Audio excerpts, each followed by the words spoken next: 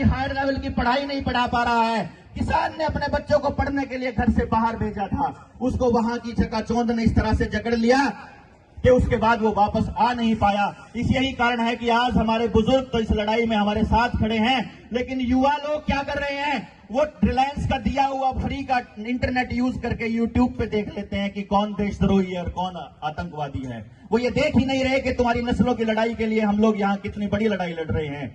ये पुलिस वाले साथी बैठे हुए हैं, यहाँ जितने लोग और बैठे हैं और जो दुनिया में और कर्मचारी सुन रहे हैं वो सुन लें, आपके बच्चे भी बर्बाद हो रहे हैं इस ऑनलाइन पढ़ाई के अंदर। लोगों के अंदर डिप्रेशन बढ़ रहा है, लोगों के अंदर लोगों के बच्चों की पढ़ाई नहीं हो पा रही है, तो उस वजह से वो लड़ रहे हैं, उस वजह से आत्महत्या कर रहे हैं।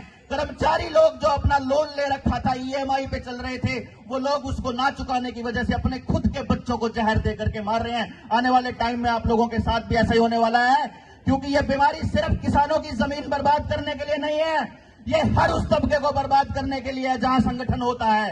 रेलवे की एक हड़ताल देश की सरकार को हिला देती थी, रेलवे को ही खत्म कर दिया। रोडवेज की हड़ताल सरकार को खत्म कर देती थी, उसको हिला देती थी, रोडवेज को खत्म कर दिया। अब सरकारी स्कूलों की जमीनों के ऊपर इनका वो चल रहा है, इनकी नजर पड़ी हुई है। और सिर्फ सरकारी स्कूलों की जमीनों पर नहीं, इस बात को भी सोचना पड़ेगा। 2 सितंबर को प्रधानमंत्री की तरफ से चिट्ठी आ चुकी है हर ग्राम पंचायत को, हर ग्राम सभा को यह पूछा गया है कि अक्टूबर का कैलेंडर दे दो, अपने गांव में कौन सी चीज बेच सकते हो। आप जंगलात की जमीन बेचते हो, शामलात की जमीन जो बेच सकते हो, स्कूल बेच सकते हो, या कौन सी चीज किराए पे चढ़ा सकते हो। आप लोगों को यहाँ बॉर्डर के ऊपर खड़ा कर रखा है और उनको लगता है कि वहां इन जमीनों को बचाने वाला किसान तो वहां बैठा हुआ है, तो पीछे से कौन रक्षा करेगा। तो ये हम लोगों की ड्यूटी बनती है कि अपने गांव के अंदर जन जागरण अभियान चलाएं और ये कहें कि जब तक ये तीनों के तीनों कानून और इस लॉकडाउन के आड़ में जितने कानून बने हैं, ये सारे कानून वापस नहीं हो जाते, तब तक हम लोग कुछ भी बिकने नहीं देंगे अपने गांव का। अपने गांव के स्कूलों को दोबारा चालू करो। आपके गांव के अंदर गरीब बच्चे भी बैठे हैं, पढ़े लिखे बच्चे भी बैठे हैं। प्राइवेट स्कूलों में जहां भेजते होते थे, उन स्कूलों के अंदर भी हमारे बच्चे पढ़ाते हैं। अपने बच्चों को वहां भेजना शुरू करो, क्योंकि इनको ये मालूम है कि अगर ये एक टोला, अगर एक पीढ़ी पूरी की पूरी इन लोगों ने अनपढ़ रख दी, तो आने वाले टाइम में लड़ाई लड़ने वाले योद्धा नहीं बचेंगे अपने देश के अंदर, और इनके लिए आसान हो जाएगा। और ये मत सोचिएगा कि ये सारा खेल नरेंद्र मोदी कर रहा है, या ये सारा का सारा खेल ये खेल रहा है ना। राहुल गांधी की मां सोनिया गांधी 2006 में उस टाइम पे कांग्रेस की अध्यक्ष हुआ करती थी, जिस टाइम पे PHFI आया, public health foundation of India, जिसने हर डिपार्टमेंट के अंदर PPP मॉडल एंटर किया। तो अलग परसों अखबारों में आपने देखा होगा, PPP वाले मॉडलों के लिए जमीन खरीद सकती है सरकारें। PPP का मॉडल लाने वाली सरकार कांग्रेस की सरकार थी। उसका मकसद था हर डिपार्टमेंट के अंदर प्राइवेट संस्थाओं का, बड़े कॉरपोरेट घरानों का दखलंदाजी करना। आज के टाइम आप देख लो, आपकी लोकसभा के अंदर देख लो, विधानसभा के अंदर देख लो, राज्यसभा के अंदर देख लो, बड़े बड़े उद्योगपति वहां पर बैठे हुए नियम और नीतियां बनाने के लिए। आपके लिए नीतियां कहां से बनाएंगे वो? इन लोगों ने सबसे पहले ये देखा कि समाज के सबसे नीच घटिया लोग कौन हैं, उन लोगों को इन लोगों ने भाजपा में शामिल किया।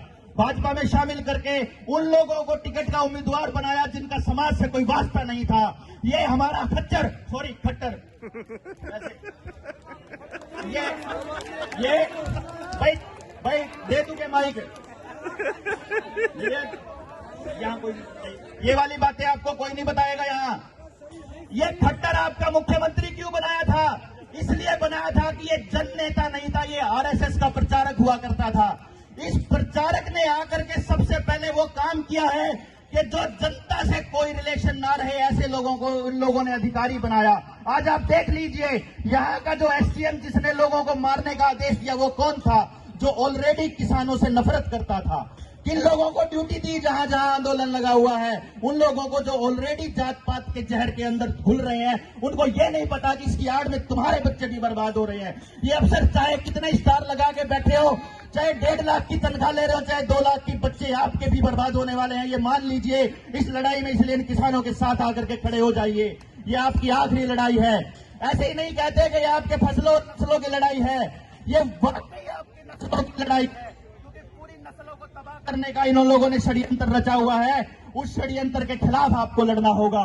इस फर्जी महामारी के खिलाफ आपको लड़ना होगा। हर डिपार्टमेंट खोलना होगा। किसान इतने दिनों से क्यों बैठा हुआ है और बाकी डिपार्टमेंट क्यों नहीं बैठे हुए, इसको समझना पड़ेगा। क्योंकि किसान के खिलाफ सरकार के पास कोई कागज नहीं है। आज अगर सरकार की कोई खिलाफत करता है तो उसके खिलाफ या तो कोई सीडी आ जाती है या वो उसके खिलाफ कोई कागज आ जाता है।